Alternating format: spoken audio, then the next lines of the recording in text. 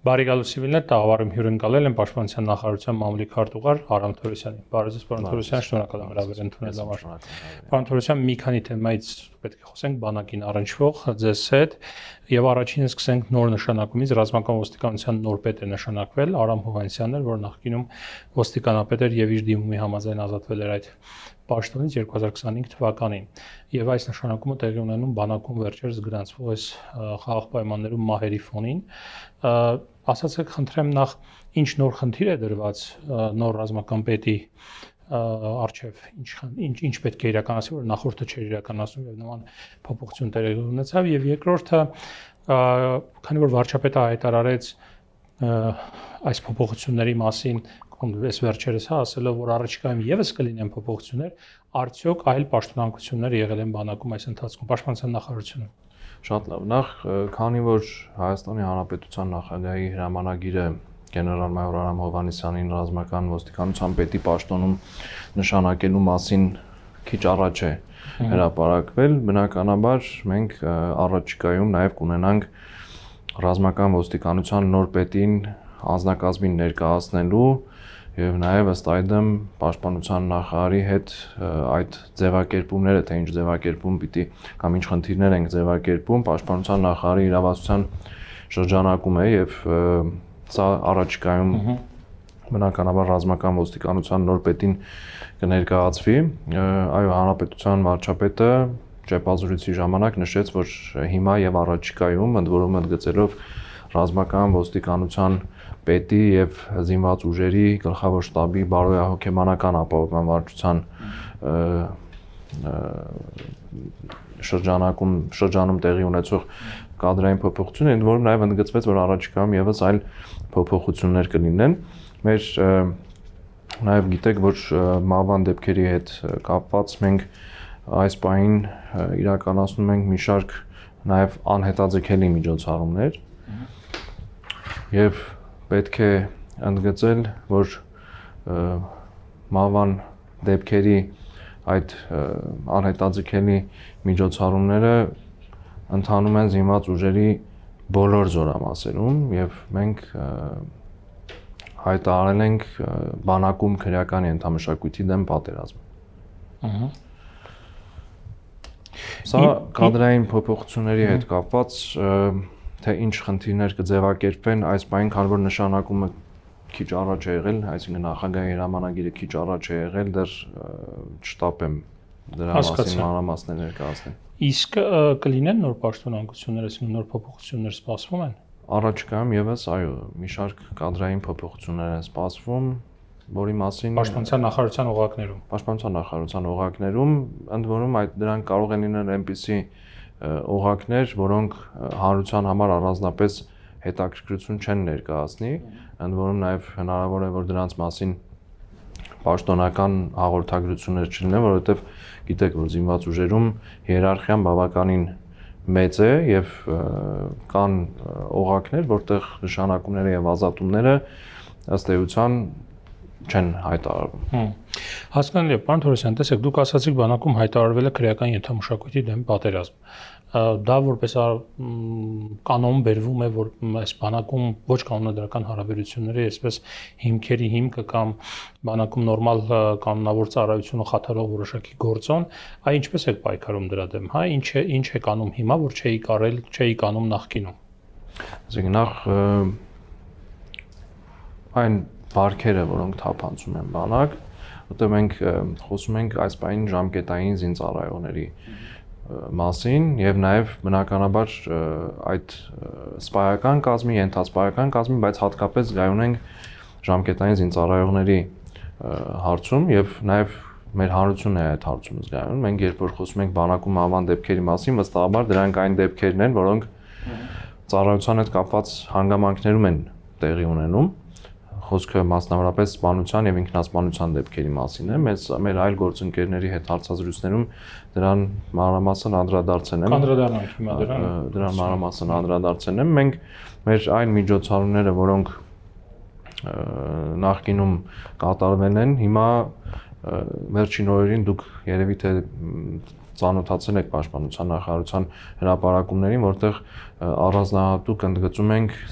սպա հոգեբանների ինստիտուտի լավարկման մեր նպատակադրումը։ Հիմա Պաշտպանության նախարարի գլխավորությամբ տարբեր հանդիպումներ են տեղի ունենում ոլորտի լավագույն մասնագետների, կազմակերպությունների, վերջին մեր հանդիպումը Երևանի Պետական Համալսարանի հոգեբանության գիտահետազոտական կենտրոնի պրոֆեսորների հետ էր, նաև Հանրապետությունում գործող այլ կազմակերպությունների ենք փորձում ներգրավել, ընդ որում նաև հենց զինված ուժերում եւ ռազմական ոստիկանության վերահսկողական մեխանիզմների արդիականացման, վերափոխման փոփոխությունների, վերահսկողական այլ մեխանիզմների լավարկման ուղղությամբ ինտենսիվ աշխատանքներ են ընթանում, նաև նշեմ, որ Պաշտպանության նախարարի հրամանով գլխավոր շտաբի եւ Պաշտպանության նախարարության կառուցվածքային ստորաբաժանումներից խմբեր են ձևավորվել եւ դրանք այժմ գործուղվում են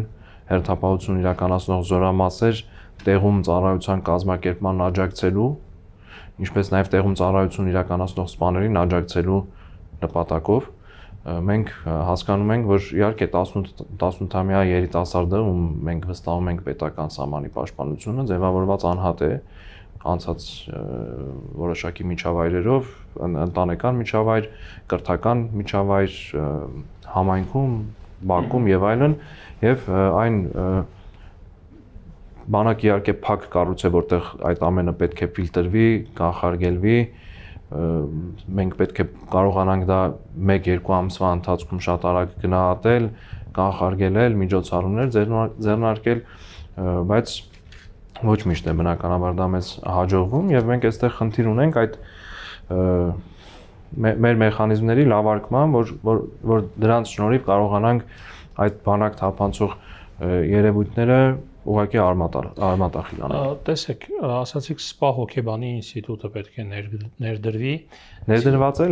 լավարկվի։ Ինչ է դա նշանակում, այսպես վիզուալ վերջնական տեսքով ինչպիսին է լինելու, կա պատկերացում, օրինակ ամեն զորամաս պետք է ունենա սպա հոգեբան, որը իսկապես կզբաղվի այդ բարոյհոգեբանական խնդիրներով, մարդիկ կունենան օրինակ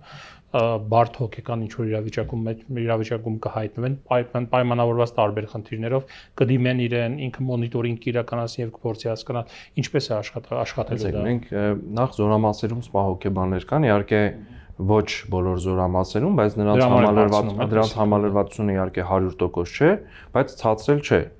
Մենք այստեղ խնդիր ունենք գործող սպա հոգեբանների մասնագիտական գիտելիքները, նրանց վերապատրաստումների, դասընթացներ, սեմինարներ եւ այլն, այսինքն նրանց մասնագիտական կարողությունների զարգացման խնդիր ունենք, սա մեկ, երկրորդ եղածի զարգացման խնդիր կա, երկրորդ մենք ունենք խնդիր նաեւ ներգրավելու, քանի որ հասկանալի է ռեսուրսը, կարևոր է նաեւ ներգրավել այսպես ասած քաղաքացիական ռեսուրս եւ այդ քաղաքացիական ռեսուրսն ենք ներգրավում, ընդ որում նաև քաղաքացիական այդ ռեսուրսը այս պահին զորամասերում որոշակի աշխատանքներ է իրականացնում, մասնավորապես ռիսկային խմբում գտնվող զինծառայողների հայտնաբերման, ինքնախեղման, ինքնասպանությունների կանխարգելման ուղղությամբ մի շարք աշխատանքներ է տանում ենք, նաև ունենք այլ խնդիր, որ ինչպես արդեն ասեցի, մինչև բանակ զորակոչվելը մենք արդեն ունենանք զորակոչքի հոգեհուզական կամ հոգեբանական բնութագիր, այսինքն թեստ անցնի ինքը, այսինքն մինչև բանակ զորակոչվելը ունենանք նրա վերաբերյալ, նրա հոգեհուզական վիճակի կամ հոգեբանական ընդհանուր նկարագրի վերաբերյալ որոշակի տեղեկատվություն։ Ինչպես պետք է ունենանք, ինքը պետք է թեստ անցնի մինչև զորակոչվելը, թե դա այժմ մշակվում է գուցե եւ թեստի տարբերակով կլինի, բայց նաեւ երբ որ զորակոչվում են, գիտեք, զինկոմիսարիատներում որոշակի բուժզնություններ են անցնում, ընդ որում նաեւ երբ որ գալիս են արդեն հավաքակայան, այնտեղ էլ տեղում հենց կենտրոնական հավաքակայանում նրանց այդ հոգեբաններ են աշխատում եւ նախնական պատկեր են ունենում։ Այստեղ ամենակարևոր խնդիրը այդ ռիսկային խմբի շատ արագ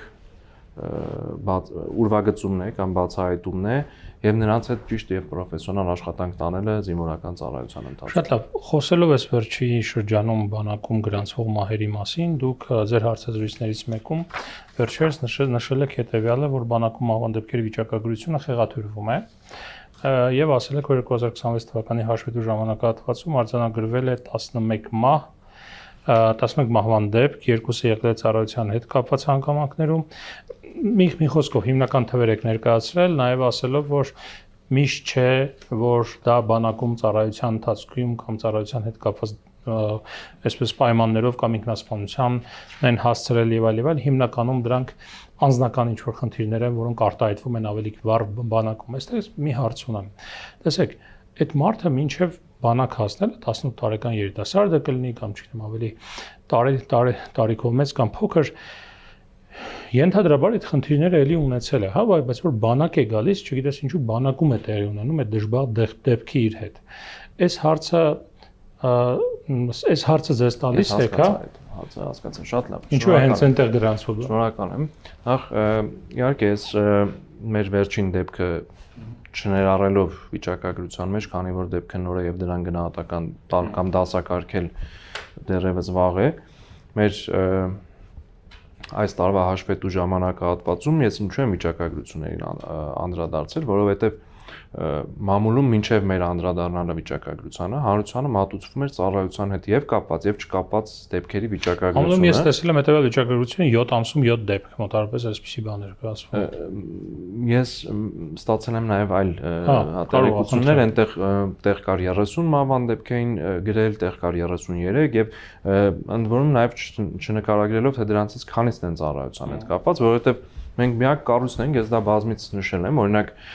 այլ կառույց չեք գտնի, որ իր ծառայողի աշխատակցի մահվան դեպքը, որը կապ չունի տվյալ կառույցի գործառույթների հետ, օրինակ տանը հանկարծամահության կամ սեփական մեքենայով վթարի ենթարկվելու եւ այլ դեպքերը ուղղակի հանրությանը մատուցի։ Այդպիսի այլ կառույց բանակից բացի չկա։ Ու որ մատուցվում է, դա գրանցվում է բանակում մահվան դեպք, այսպես ասած։ Ընկալվում է, դա գումարվում է ծառայության հետ կապված հանգամանքներում մահվան դեպքերին, դրանց ընդհանուր թիվը մատուցվում է հանրությանը։ Օրինակ վերնագիր ենք տեսնում, բանակում այս տարի մահվան դեպքերը 30-ն են։ Հետո նյութի մեջ գուցե կա որոշակի նկարագրություն, բայց գիտեք, որ ընթերցողների մեծ մասը ուղղակի վերնագիրը կարող են կարդալ եւ առաջ անցնել։ Խեղաթյուրված պատկեր ստացել։ Եվ առաջ անցնել։ Հիմա այս տարվա վերջին դեպքը չներառելով հասկանալի պատճառով մեր այս տարվա դեպքերի 11-ն է ծառայության հետ կապված հանգամանքներում 11 մահվան դեպք է, որից երկուսը հիվանդության հետևանքով են, մեկը ականի պայթյունի, երկուսը ինքնասպանության հասցնելու, 4-ը ինքնասպանության, երկուսը սպանության։ Այս դեպքերից ես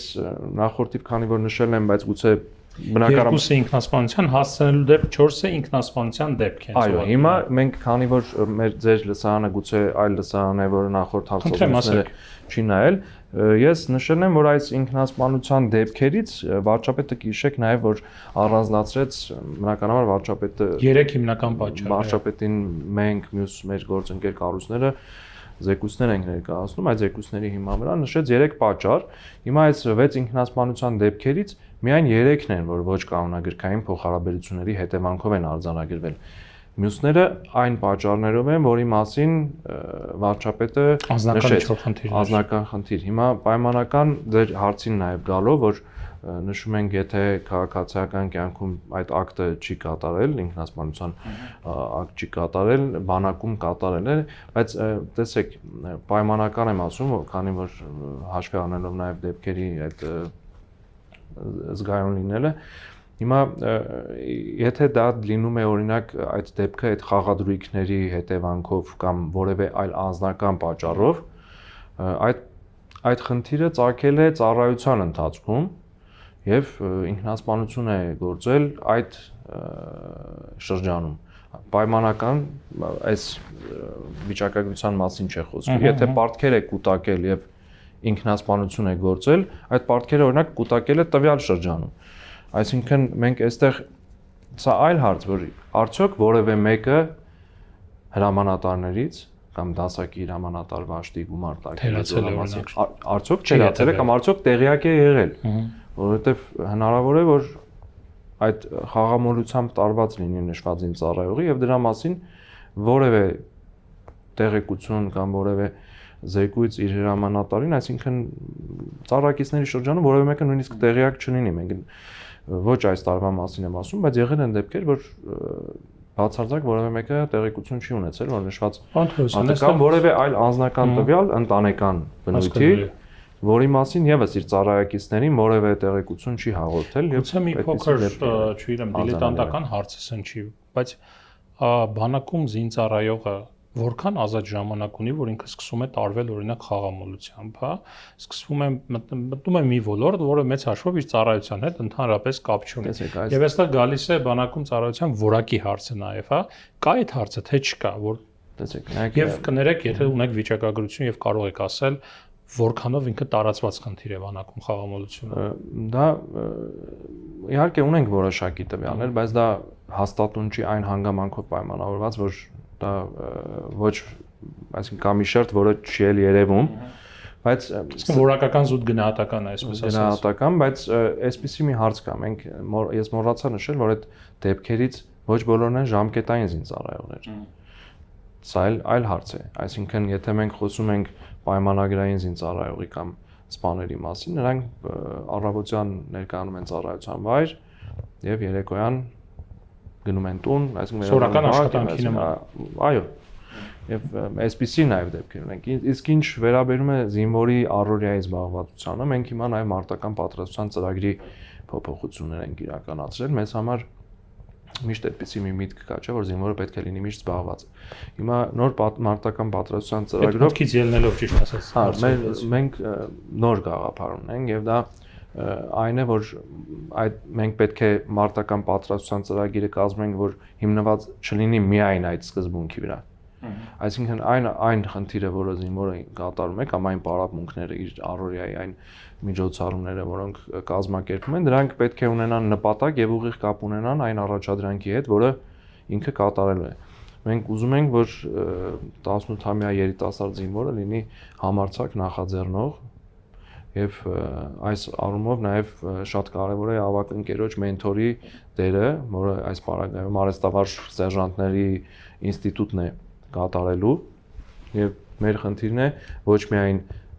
զինվորին այսպես ասած այնպես անել, որ զինվորը ամբողջ օրը լինի զբաղված, այլ զբաղված լինի այնպիսի առաջադրանքներով, որոնք կապ ունենան այն առաջադրանքի հետ, որ ինքը կատարում է կամ կատարելու է եւ նաեւ կարողանա այդ գիտելիքները կիրառել ծառայությունից հետո, որովհետեւ մենք ուզում ենք պատրաստել նաեւ լավ քաղաքացի, լավ հայր, լավ ընկեր եւ նաեւ այդ գիտելիքները, որոնք նրան տրվելու են զինվորական ծառայության ընթացքում, կիրառել լինեն նաեւ ծառայությունից հետո։ Այդ ամենակարևոր հարցերից մեկն է, որ մարդը ուղղակի ծառայության ընթացքում դուրս չմնա ինչ որ գործընթացներից, այսինքն քաղաքացիական կյանք վերադառնալուց ստիպված չլինի անցած 1.5 տարին ինչ որ մի ձև լրացնի արագ տեմպերով գոնե կրթության մասով։ Նաև քանի որ դուք առանձնահատուկ ուշադրություն եք դարձնում այդ հարցին, ասեմ որ մենք հենց այդ մարտական պատրաստության ծրագրերի փոփոխության մեջ կարևոր դեր ենք տվել ոչ միայն ֆիզիկական, մասնագիտական եւ կրակային պատրաստությանը, այլև հոգեբանական պատրաստությանը։ Այսինքն մեզ համար շատ կարևոր է որ զինծառայողը ոչ միայն ֆիզիկապես կոփված լինի, տիրապետի իր մասնագիտությանը, կրակային առարկայից ունենա լավ գիտելիքներ, այլև ունենա նաև հոգեբանական լավ պատրաստություն։ Ինչպես է ինքը պատրաստվում իր դա մարտական պատրաստության ծրագրով նախատեսված առարկաներ են, դասընթացներ են, այո, դասընթացներ են, որի շրջանակում մենք նաև ակնկալում ենք ունենալ հոգեբանական տեսանկյունից լավ պատրաստված զինծառայող։ Դա դեռ պետք է լինի, թե արդեն կա, դա արդեն նրանք արդեն մշակված են մեծ մասամբ, նաև պիլոտային ծրագրեր են իրականացվում որոշ զորամասերում, մարտական պատրաստության ծրագիրը փոխված է մի շարք նաև ուսումնական կենտրոններում, ռազմական ակադեմիայում եւ այլն։ Սրանից մոտավորապես տարիներ առաջ եմ ես, տարին չեմ ասի, բայց տարիներ առաջ եմ ես եղել Պաշտպանության նախարարության զորամասերից մեկում նյութ էի պատրաստում եւ հանդիպեցի զորամասի հրամանատարի տեղակալին, որը հենց այդ բարոյահոգեբանական գծով էր զբաղվում, այն ժամանակ մոտավորապես այդպես էր, տեղակալներից մեկն էր զբաղվում այդ բարոյահոգեբանական հարցերով։ Ճիշտն ասած, վատ մարդ չէր, վատ անձնավորություն չէր, բայց որ շփվելուց բանից ես իր հետ զգացի բավական հեռու է էլի այդ ոլորտից։ Հիմա ի նկատի ունեմ շատ լավ է որ հաստիկներ են դրվում, չգիտեմ մասնագետներ են բերվում եւ այլ, հա, գործնականում երբ որ մոնիթորինգ է կանում, ինքը իսկապես արդյունք տալու է, թե կներեք արտահայտությանս համար, բայց ճիշտ է դրվելու, որ այս հաստիկը ավելացավ, այս մարդը եկավ, մտավ, աշխատեց, դուրս եկավ եւ տեսեք, մենք պետք է բարոյահոգեբանական ապահովման գծով սպաներին, սպա հոգեբաների հետ չշփոթենք, որովհետեւ բարոյահոգեբանական ապահովման սպաները դրանք անձնակազմի հետ նախկինում դրանք կոչվում են անձնակազմի հետ տարվող աշխատանքների գծով սպաներ եւ այսինքն այստեղ բացարձակ էական չի, որ կարևոր չի նրա մասնագիտությամբ հոգեբան լինելը։ Իսկ մենք իրականում սա անում ենք ոչ թե ծիճկայի համար, այլ մենք ուզում ենք համակարգային լուծում տալ այս հարցին եւ դրա արդյունքների մասին հիմա որ շատ պաթետիկ չհնչի կամ որ ինչ-որ ամպագորգոր հայտարարություն չլինի, զերծ կմնամ կանխատեսում անելուց, բայց մենք հույս ունենք, որ այն փոփոխությունները, որոնք այսօր իրականացնում ենք նշված ուղղությամբ, իրենց արդյունքներով տեսանելի կլինեն թե հանրության համար, թե զինծառայողների։ Կոնկրետ հստակ ֆիքսված նպատակ ունեք դրած այս գործողությունների արդյունքում, օրինակ, էլի ցանկացած մահ ինքը տրագեդիա է, ողբերգություն է, բայց օրինակ, չգիտեմ, այդ վիճակագրության տեսանկյունից ինչ արդյունքի եք ուզում հասնել, զրոյացնել մահերի քանակը ոչ կանոնադրական վիճակագրության մասով ես նախորդ մեր հարցազրույցներում եմ ասել, բայց հիմա էլ կասեմ, մենք սա բայց խնդրում եմ չընկալել, որ մենք պատասխանատվությունը մեր վրայից գցում ենք, վիճակագրությունների մեջ ենք մտնում, որ ասենք Չէ, դուք այո ասել եք, որ հասարակության շրջանում այսպիսի վիճակ է, մենք բանակի պատմության օրվանից ի վեր հանել ենք այդ վիճակագրությունը եւ ցանկացել ենք տեսնել արդյոք ամեն տարի բանակում եղել են ինքնասպանության եւ սպանության դեպքեր, ես ասեմ, որ նախորդ այսինքն 95 թվականից մինչև օրս չի եղել 1 տարի, որ այդպիսի դեպքեր արձանագրված չլինեն, ընդ որում նախկինում ունենք այնպիսի թվեր, որոնք շատ ավելի վատ պատկեր են։ Ես հիմա զերծ կմնամ դրանք ամեն տարվա կտրվածքով ներկայացնելուց, մենք տարի ենք ունեցել, որ 21 ինքնասպանության եւ սպանության դեպք է արձանագրվել։ Եվ այլն, բայց ես հիմա իմ ձեռքի տակ կա, իհարկե զերծ կմնամ դրանք հանրայնացնելուց։ Եվ նաև նշել էի, որ 25 թվականին մենք ունեցանք հաջողություն այն առումով, որ որևէ սպանության դեպք չարձանագրվեց բանակում։ 25 թվականին ոչ կանոնագրքային փոխհարաբերությունների հետևանքով ծառայության հետ կապված հանգամանքներում որևէ սպանություն չէր արձանագրվել, բայց ինքնասպանություն եղել էր։ Այո, մենք ընդհանրապես 25 թվականին 6 մահվան դեպք էինք ունեցել ծառայության հետ կապված հանգամանքներին, որից եթե չեմ սխալվում, 2-ը ինքնասպանության դեպքեր էին կամ ինքնասպանության հասցնելու դեպքեր էին, բայց 25 թվականի այդ սպանության դեպքերի չլինելը, առհասարակ բանակում այդպիսի դեպքի չարձանագրվելը եզակի տարի է եղել, այսպես ասել։ Մեր խնդիրը նաև մենք միջազգային փորձն ենք ուսումնասիրում բնականաբար, արդյոք այլ երկրների բանակներում նման իրադարձություններ արձանագրվում են թե ոչ, մենք չենք գտել այդպիսի մի բանակ, որտեղ նման դեպքեր չարձանագրվեն, այլ հարց թե որ երկրում ինչպես դա ընդհանրապես հանրայնացվում է, թե չի հանրայնացվում, հայտնի դառնում է, թե չի դառնում, բայց մենք մեր ուսումնասիրությունը ցույց է տալիս, որ չկան բանակներ, որտեղ այդպիսի դեպքեր չարձանագրվեն, բայց նորից հարկ եմ համարում ընդգծել, որ սա թող չդիտվի այնպես, որ մենք պատասխանատվությունը փորձում ենք մեր վրայից գցել։ Մեր նպատակը հստակ է բանակում բացառել ոչ կանոնագրքային փոխհարաբերությունները եւ բանակ թափանցող ցանկացած արատավոր երևույթ արմատախիլ անել։ Մեր ձգտումը դրանք զրոյացնելն է։ Հասկացա։ Տեսեք, ուրեմն բանակում տեղի ունեցել էլի հետ կապված, գիշեք ես վերջերս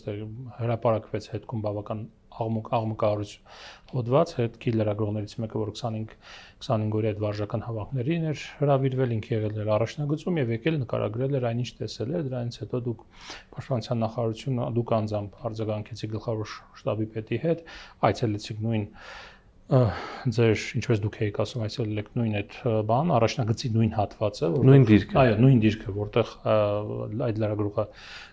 ծառայության էր անցել կամ ծառայել էր եւ մի շարք այսպես թերացումների մասին, որ գրված էր հոդվածում հերքեցիք, մի քանիսը ասացիք, որ հաստատեցիք եւ այդ ձեր ուրեմն խոսքում հետեւյալը կար, որ միևնույն ժամանակ տեղեկացնում ենք, որ բանակային դիրքերում արկա ուրեմն զենքերի քանակի, դրանց տեսակների, զինամթերքի եւ այլնի վերաբերյալ տեղեկությունների հրապարակումը կարող է առաջացնել պատասխանատվություն, հա։ Ճիշտ ասած ոչ միայն ինձ մոտ, շատերի մոտ այս նախադասությունը եւ ձեր այցի ձևը, հերկման ձևը եւ այլ տպավորություն ստեղծեց, որ ավելի շատ այնտեղ էիք, որ հերքեիք հետքի հրապարակումը, քան թե որ սխալների վրա աշխատեիք, այսպես ասեմ, հա։ Եթե ես կամ իմ գործընկերներից շատերը սխալ ենթադրության են եկել, կամ սխալ տպավորություն ունեն, խնդրում եմ հերքեք, որովհետեւ իսկապես ցանկացած մեկս ինչ որ մեկին ունենք բանակում, նկատի ունենք հարազատ, բարեկամ, ծառայում են եւ այլ, այդ տեղեկատվությունը ինչ որ մի ձև փոխանակվում է, հա, պատմում են ինչ վիճակ է, ինչպես է, ասացեք խնդրեմ այդ արձագանքը ձեր կողմից ինչին էր միտված ավելի շատ։ Շատ լավ, նախ հետքը ծանրակշիռ լրատվամիջոց է եւ ես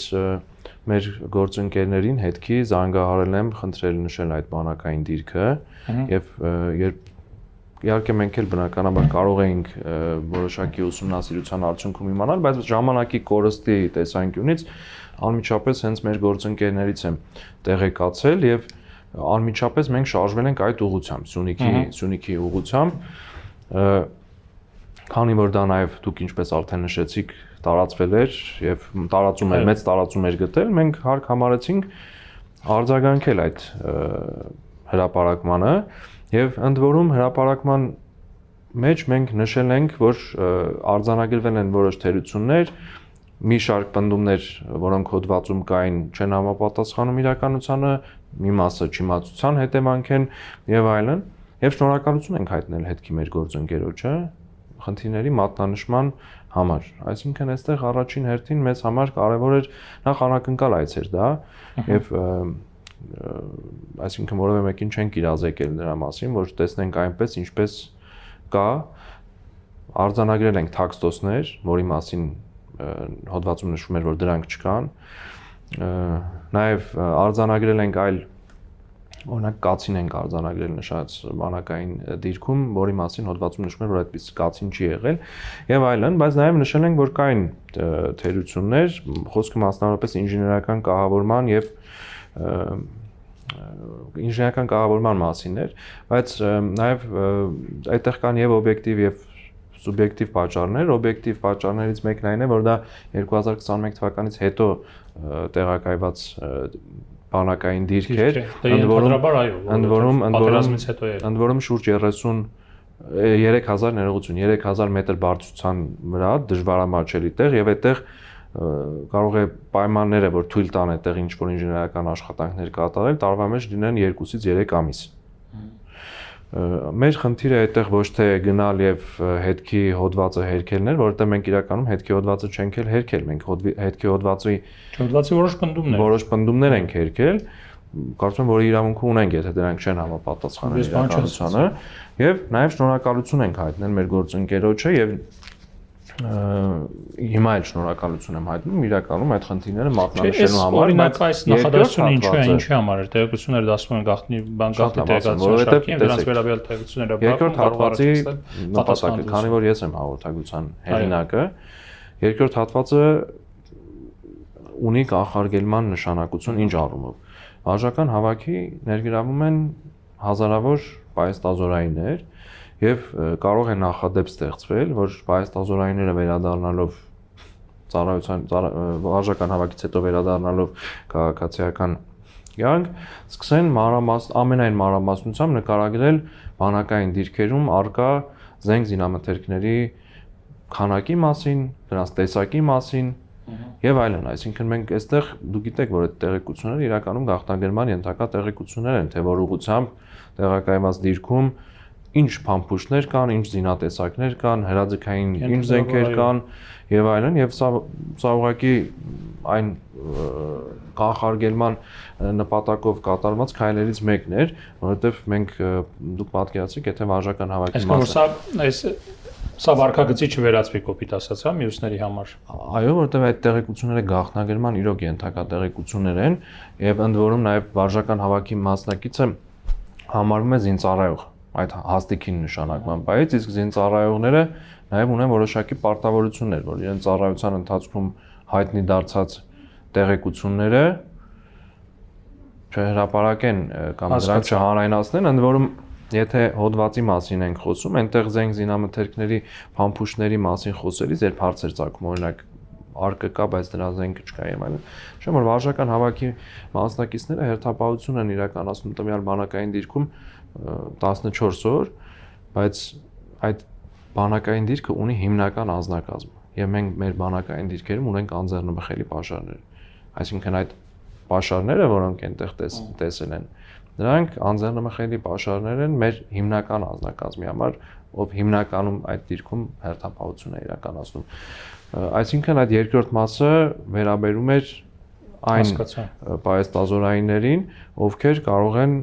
իրենց հայտնի դարձած գաղտնի տեղեկությունները հրապարակել, հանրայնացնել, ինչը բնականաբար չի թույլատրվում եւ առաջացնում է։ Բայց այստեղ դիլեմա է առաջանում, պարոն Թորոսյան, տեսեք, մի կողմից եթե մարդը ֆիքսում է, թեկուզ լինի հասարակ զինծառայող, հասարակ պայեստազորային, ոչ լրագրող, մարդը ֆիքսում է խնդիր, օրինակ, բրակնայդ կարող է խնդիր լինել այնտեղ, ոչ մեկ ապահովագրված չի դրանից, եւ ուզում է ինչ-որ մի ձև այդ խնդիրը տեղահասցնել, շատ հաճախ բյուրոկրատական, ուրեմն օղակներում դա կարող է կորել եւ տեղ չհասնել, եւ օրինակ բարձրաձայնելու տարբերակն է ընտրում, հա, դրա ինչ անի այդ դեպքում, որովհետեւ մի կողմից խնդիրը լուծի եւ մյուս կողմից ձեր ասած տեսեք, դրա համար կան մի շարք ընթացակարգեր, օրենքները չխախտի։ Շատ լավ, ես հասկացա հարցը, եթե զինծառայողների մասին ենք խոսում, կամ վարժական հավաքի մասնակիցի, ով զինծառայող է, իրենց համար կան տարբեր ընթացակարգեր, դա եւ զեկույցներն են, օրինակ պայմանական եմ ասում, հոդվածի բանով չէ, եթե զենքի յուղ չկա, օրինակ այդ բան չկա եւ դա պետք է կամ բահ չկա կամ ինչ որ մի բան չկա այդ բանին, որտեվ չենք բացառում, աշխատանքա ծառայությունա կարող են լինել թերություններ եւ պետք է զեկուցել ըստ վերադասության, բայց եթե նաեւ զեկույցները չեն այսպես ասած աշխատում, մենք դրա համար ունենք նախատեսված եղանակ, դա պաշտպանության նախարարության թեժգիծն է, որտեղ ընդունում են ահազանգներ, ընդ որում նաեւ զինծառայողների շրջանից։ Եվ դրանց ընթացք է դրվում։ Իհարկե, դա թեժգիծ է եւ նաեւ թեժգծի առողջազանգ կա եւ այլն։ Ես հիմա իսկ եթե քաղաքացիական անձի մասին եք ասում, իհարկե այդպիսի բաներ չի թույլատրվում, որովհետեւ մենք տեսեք, խոսեցինք ահազանգերից, Facebook-յան օգտատերից Ժաննա Ալեքսանյանը հրապարակել էր մի իրավապաշտպան Ժաննա Ալեքսանյանը հրապարակել էր մի նյութ ահազանգ եւ այդ ահազանգը կայծակնային արագությամբ միջադեպի հետ կապված կայծակնային արագությամբ տարածվեց լրատվամիջոցներում, սոցիալական ցանցերում, իհարկե պաշտպանության նախարարությունը հերքեց, ընդ որում հետո խմբագրեց իր Facebook-յան գրառումը, կարծեմ 1-2 անգամ մենք խմբագրում ենք արձանագրել։ Հաջորդ օրը Մարդու իրավունքների պաշտպանի այց եղավ, Մարդու իրավունքների պաշտպան լրագրողների ճեպազրույցում ասաց, որ որևէ հետք այդ հոդվածի շրջանակում նախ իսկ այդ հոդվածում նշված էր, որ հուլիսի 22-ին ծեծի է ենթարկվել, դեպքը տեղի ունեցել Ջերմուկի զորամասում հուլիսի 22-ին, մայրը որդուն տեսել է անճանաչելի վիճակում, դեմքը դեֆորմացված, հալյուցինացիաների մեջ, ընդ որում նշված զինծառայողի մայրն էլ Ազատություն ռադիոկայանի հետ զրույցում էր այս հրապարակման որոշ դրույթներ հերքել, բայց մինչ օրս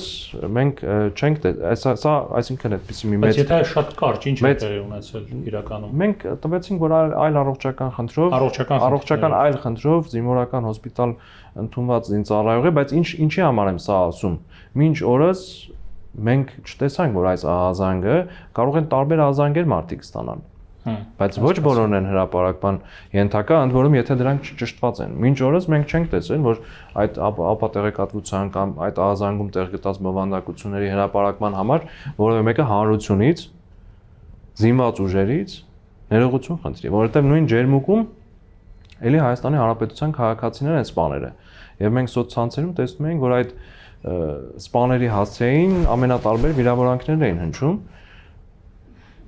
Հասկանալի է։ Պարոն Թորոսյան, տեսեք, մյուս հարցերը, որ վերաբերում են դուք շատ նշեցիք, ոչ կանոնագրքային հարաբերություններ, ոչ կանոնագրքային հարաբերություններ, ես ճիշտն ասած վերջերս նաև մի անգամ եւս տեղեկացա բանակի բարեփոխումների, բանակում սկիզբ առած բարեփոխումների շրջանակներում, որ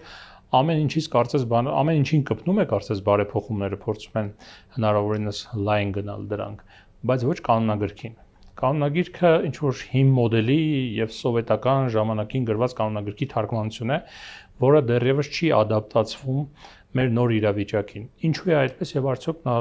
նախատեսվում է դա փոխել։ Այո, եւ այդ աշխատանքները ընթացքի մեջ են։ Որովհետեւ հենց ասում են կանոնագրքային հարաբերությունները այդ հիմքերի հիմքն է կարծես տարբեր ժամանակահատվածներում խմբագրվել են, նաեւ խմբագրվել են վերջին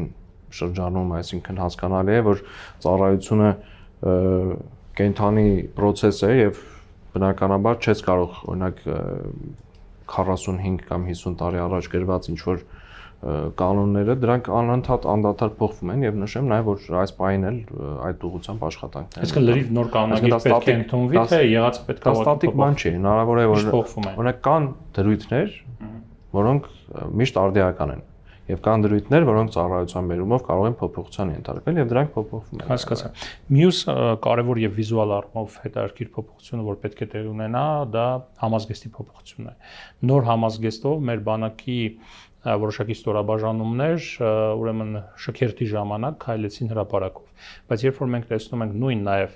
ուրեմն 25-օրյա վարժանքների մասնակիցների մինչև հիմա իրանք դեռ հին համազգեստի մեջ են,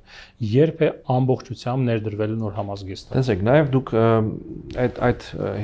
համազգեստը տեսնում եք մեր հրապարակումներից, այսինքն մենք հրապարակում ենք Զինուժ մեդիա ռեպորտաժներ եւ այլն։ Մենք նոր չեմ ասում դա բացահայտում։ այսինքն մենք կան, որտեղ այդպիսի հայտարարություններ կան, որ դուք ասել եք, որ բանակում փոխվել է, բախի բոլորը այդ համազգեստով չեն, դրա համար եմ ասում։ Նախ այս բանը ասում է զորային փորձարկում համազգեստը, ընդ որում մեր համազգեստը միայն դաշտային չէ, այսինքն համազգեստի բոլոր տեսակները փոփոխվել են եւ այդ համազգեստները տարբեր քանակներով հատկացված են մի շարք ստորաբաժանումներ, օրինակ տանկային ստորաբաժանման հատկացված է հերակայուն եւ հերակայուն համազգեստ, հատուկ նշանակության ուժերի դաշտային համազգեստ, տոնական համազգեստ, արարողակարգային համազգեստ, օրինակ պատվապահակայինների համազգեստ եւ այլն եւ այլն։ Սրանք հիմա ասում են զորային փորձարկում եւ այդ զորային փորձարկում մենք մեծ քանակով դրանք հերթապահություն իրականացնող ստորաբաժանման ենք հատկացրել այդ նոր համազգեստներից եւ այլն։ Այդ նոր համազգեստը այժմ ասում է զորային փորձարկում, որը շուտով կավարտվի, այս տարվա մասին է խոսքը։ Շուտով կավարտվի, որին կհաջորդեն մրցութային եւ այլ գնման գործընթացներ եւ դրանք արդեն կսկսեն ենթադրաբար մյուս տարի պետք է որ ներդրվի ամբողջությամբ։ Ես հիմա քանի որ տեսեք, հիմա ներդրված է դա։ Ասում է զորային փորձարկում, բայց եթե նկատում եք որ զինվորների ամբողջ համակարգ հիմա կդժվարանամ նշել թե դա ինչ արագությամբ տեղի կունենա, բայց բնականաբար երբ որ զորային փորձարկումը ավարտվի, մենք արդեն կսկսենք հնարավոր է դա օրինակ ժամկետայինների շրջանում ըստ զորակոչերի սկսի հատկացվել եւ այլն, այսինքն դա ինչու է այդքան դժվար տեղի ունենում, երկար տեղի ունենում, ո՞րն է պատճառը։ Որտեղ համազգեստի փոփոխության մասին արդեն մի քանի տարի է խոսվում։ Մենք համազգեստը կար ձմեռային, ամառային, մեկ ճտկակոշիկ եւ մեկ գլխարկ։ Նոր լրակազմությամբ մեր համազգեստին ավելանում են եւս մեկ ձմեռային ճտկակոշիկ, ավելանում է երկրորդ շերտի տաք ներքնաշոր, երրորդ շերտի ֆլիզե բաճկոն, ոչ շատ ցուրտ եղանակի համար ձեռնոցներ, դիմակ, արմնկակալներ, ծնկակալներ, պանամա եւ բերետ տեսակի գլխարկներ, հատուկ նշանակության ուժերի համար եւս երկու ճտկակոշիկ, տակտիկական վերնաշապիկ եւ այլն, այսինքն լրակազմությունն էլ բավականին մեծ է։ Այսինքն մենք ունենք մի քանի եղանակի համար նախատեսված կոմպոնենտներ, աշնանային, ձմեռային, ամառային եւ այլն, ընդ որում տարբեր զորատեսակների եւ սրանք հիմա փորձարկում են, օրինակ մենք ձմեռային համազգեստի փորձարկումը պետք է անցկացնենք ձմեռային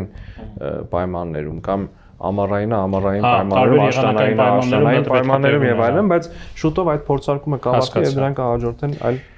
ընթացակարգեր։ Շատ լավ,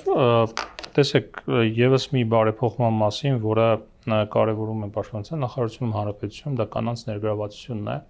Բանակում եղավ նաև հատուկ օրենսդրական փոփոխություն, որ կանայք հնարավորություն ունեն ծառայել նաև ժամկետային, պարտադիր ժամկետային ձևաչափով, բայց կամավոր գնան այդ պարտադիր ժամկետային ծառայության։ Պաշտպանության նախարարը ամիսներ առաջ, ճիշտն ասած, դժգոհություն հայտնեց տեմպերից։ թե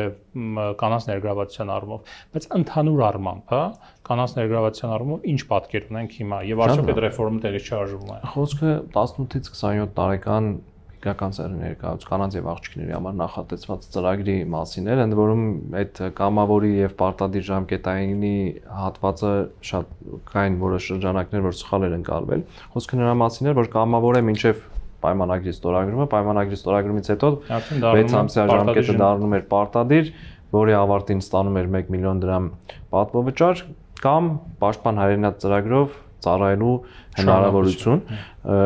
Այստեղ մենք իհարկե տեմպերը այս ծրագրի մասին է խոսքը։ Դեռ ունենք աշխատանք անելու, որ այս ծրագրով շատ մարդիկ ներգրավեն, բայց կանանց ներգրավվածության տեսանկյունից ունենք մի փայլուն ցուցանիշ ռազմական ակադեմիայում։ Մենք Վազգեն Սարգսյանի համար ռազմական ակադեմիան, որի մասին, եթե չեմ սխալվում, նաև Պաշտպանության նախարարն իր էջում հրապարակում կատարեց, այս տարի ռազմական ակադեմիա ընդունվող աղջիկների թիվը ռեկորդային էր։ Ես հիմա նաև թիվ կարող եք ասել։ Իհարկե, Պաշտպանության նախարարի թույլտվությամբ նաև կասեմ այդ թիվը 21 աղջիկ է ընդունվել նախկինում ինչքան ռազմական ակադեմիա։ Օրինակ 2023 թվականին 5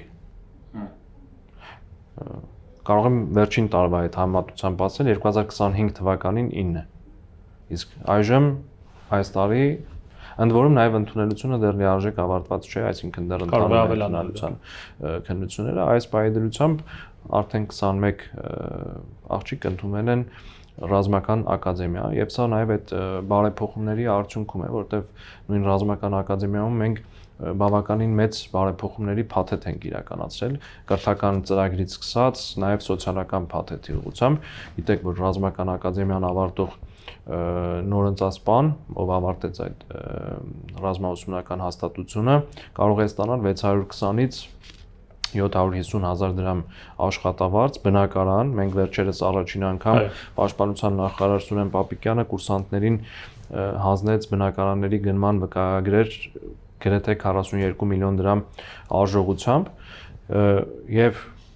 նաեւ կրթաթոշակների ներդրում ունենք։ Եթե օրինակ այսպես ասեմ, եթե օրինակ 2018 թվականին կուրսանտը ստանում էր 5300-ից 13100 դրամ, գերազանց առաջադիմության դեպքում ավելանում էր եւս 10000 դրամ, ապա 26 թվականին առաջին կուրսում կարող են ստանալ մինչև 75000 դրամ կրթաթոշակ, երկրորդ կուրսում ըստ առաջադիմության իհարկե, երկրորդ կուրսում 100,000, երրորդ կուրսում ընդհանուր մինչև 125,000, չորրորդ կուրսում ինձ մոտնեմ 150,000 դրամ, 5-րդ եւ ավելի բարձր կուրսերում 175,000 դրամ թոշակ։ Եթե մենք զուգահեռ անցկացնենք որևէ այլ քաղաքացիական բարձրագույն ուսումնական հաստատության հետ, մենք չենք գտնի երևի թե այդպիսի հաստատություն, որի ուսանողը, այսպես ասած, ստանում է այդքան բարձր կրթաթոշակ, որը որոշ դեպքերում կարելի է նաև աշխատավարձ ասել, որովհետև համարյա, այսինքն մենք ունենք, չէ, հանրապետությունում նաև այդպես։ Եվ բնակարան, այլ պաշտոնի նշանակումից հետո մեկ որ սոցիալական կոմպոնենտի ուժեղացման ֆոնին բանակի գրավչությունը, բանակում ծառայելու գրավչությունը բարձրացել է։ Միանշանակ, որովհետև եթե մենք նայենք նաև Մոնթե Մելքոնյանի համար ռազմական արժան ընդունողների թիվը, որն այս տարի եւս աննախադեպ է եղել, նայենք ռազմական ակադեմիայի ընդունելությունների թիվը, բնականաբար այն բարեփոխումները, որոնք լայն թափով ընթանում են բանակում, բնականաբար զինվորական ծառայությունը ավելի գրավիչ են դարձրել։ Երկու հարց եւ դրանով ավարտենք, ժամանակ չունենք ցավոք։ Պարոն Թորոսյան, վերջերս այս խոսակցությունը պարբերաբար կա հատկապես Հայաստանի սպառազինությունների գնումների առումով, Լիբանակի բարեփոխումների կոնտեքստում, բանակում տեղի ունեցող, դե պարզ է որ հիմա դիվերսիֆիկացիա է տեղի ունենում տարբեր սպառազինության գնումների տարբեր աղբյուրներ ունի Հայաստան, առաջ եթե միայն Ռուսաստանն էր, հիմա տարբեր երկրներ են վաճառում։ Մի կողմից դա լավ է, հնարավորություն է ստեղծում, ինչպես մասնագետներն են ասում, մյուս կողմից ասում են դա սա նաև մարտահրավեր է, որովհետև տարբեր արտադրությունների սպառազինություններ պետք է մեկտեղել եւ հարմոնիկ նրանց աշխատանքը ապահովել։ Վերջերս նաև ազգային ժողովում եղավ հայտարարություն, որ գազանոցի նման է դառնում, հա, տարբեր երկրներից 4 սպառազինություններ են գալիս։ Արդյոք այդ հարմոնիկ աշխատանքի խնդիրը լուծված է իսկապես, որ չգիտեմ, հնդկական, ռուսական, ֆրանսիական, այլ երկրների նաև նույն իրանական, դրա մասին եղավ հայտարարություն, այդ տարբեր տեսակի զինատեսակները Աստված մի արածը հատկապես պատերազմական պայմաններում իրենք իսկապես կարողանան նորմալ միասին գործակցել եւ աշխատել։ Նախ շնորհակալ եմ հարցի համար, նախ հայտարարությունները անում են ոչ մասնագետներ։ Տվյալ դեպքում քաղաքական գործի հայտարարություն։ Քաղաքական գործի հայտարարություն, այսինքն ոչ մասնագետի, ոչ ռազմական ոլորտից։ Բայց այնուամենայնիվ հարց առաջանում է հակադարձ, հիմա իհարկե ձեր հարցին ես սիրով կպատասխանեմ, բայց մի հակադարձ հարց կարելի է տալ այդ հայտարարությունն անողին, իսկ ինչ է առաջարկում միայն մեկ երկրից սպառազինություն ձեռք բերել, այսինքն միայն մեկ երկրից սպառազինություն ձեռք բերելու դեպքում դա հարմոնիկ կաշխատի։ Մենք մի արտադրողից որ առնում ես, եթե ինքը ապահովում է ամբողջ նոմենկլատուրան, կլինի դա Ռուսաստանը թե Ֆրանսիան, էական չէ։ Ենթադրվում է, որ այդ զինատեսակները իրար ավելի լավ աշխատեն։ Մենք տրամաբանությունը դա է նման հայտարարություններ անողների։ Շատ լավ, ես նաև նշեմ, որ մենք այդ ռազմական գնումները սպառազինության եւ ռազմական տեխնիկայի ծրագրով են, որոնք մարտական կիրառման պլանների վրա են հիմնված, եւ գլխավոր շտաբը, որտեղ կան մասնագետներ, այսինքն եւ զինվորական մեծ կենսափորձ ունեցող եւ լավագույն կրթությունը ստացած սպաներ եւ այլն։ Եվ այդ գնահատականները տրվում են գլխավոր շտաբի կողմից, թե որ զինատեսակը կարելի է ձեռք բերել եւ ասեմ, որ սպառազինության դիվերսիֆիկացիան այլևս իրողություն է։ Մենք 7 երկրից ձեռք բերված սպառազինություն ենք ցուցադրել զորահանդեսին, մինչդեռ եւս 2 երկրից ձեռք բերվածը չենք ցուցադրել։ Դրանք բնականաբար ասում են տարատեսակ փորձարկումներ, ընդ որում նաեւ այդ մտահոգությունը, եթե կա, նշեմ, որ նաեւ այդ ներդաշնակումն է փորձարկում եւ բնականաբար այդ ներդաշնակումը հաջողությամբ է ավարտվում եւ բնականաբար նոր է դրա համար շարունակվում է այսպես գնումները եւ մենք ձեռք ենք բերում գեր ժամանակակից սպառազինություն, ընդ որում եթե այստեղ այսպիսի մի հարց տամ առանց երկրների անունները նշելուց, եթե 155 մմ-անոց կայանի մասին ենք խոսում հրետանային, դրանք տարբեր երկրների արտադրության հրետանային կայաններ են, բայց ունեն նույն տրամաչափը եւ նույն ստանդարտ կամ նույն ֆունկցիոնալությունը կամ նույն մենք դրա համար մեր զորահանդեսի ժամանակ խորհուրդ կտամ այդ հայտարարություններն անողներին մեր զորահանդեսի ժամանակ մենք հենց շեշտադրումը դրել էինք նոր ձեռք բերված սպառազինության հնարավորությունները հանրությանը մատուցելուն, այսինքն մենք այդ սպառազինության հնարավորություններն ենք նաեւ մատուցել մեր հանրությանը եւ այդպիսի մտահոգություն լինել չի կարող, որովհետեւ ներդաշնակման հետ կապված ներդաշնակման որևէ խնդիր չկա։ Լավ, ելի եմ ասում, Աստված մի արարչցե, դա իրականում ցանկացած զենքի աշխատանք ցույց է տալիս մարտական պայմանները, բայց Աստված մի արարչցե, որ դրան հասնենք։ Եվ վերջին հարցը, Հայաստանի եւ Հնդկաստանի զինված ուժերի գլխավոր շտաբի պետերի միջև հաստատվել է համագործակցության նոր ձևաչափ, սա Պաշտպանության նախարարության մամուլի հաղորդագրությունից է այսօրին Հնդկաստանի զինված ուժերի ներկայացուցիչ Բարսասչյան սպայակազմը ղեկավարություն այստեղ է գտնվում,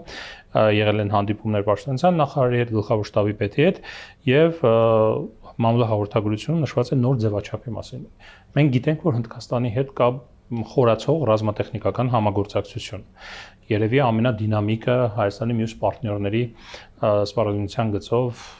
ռազմատեխնիկական հարցերով համագործակցության գծով մյուս պարտներների համեմատ։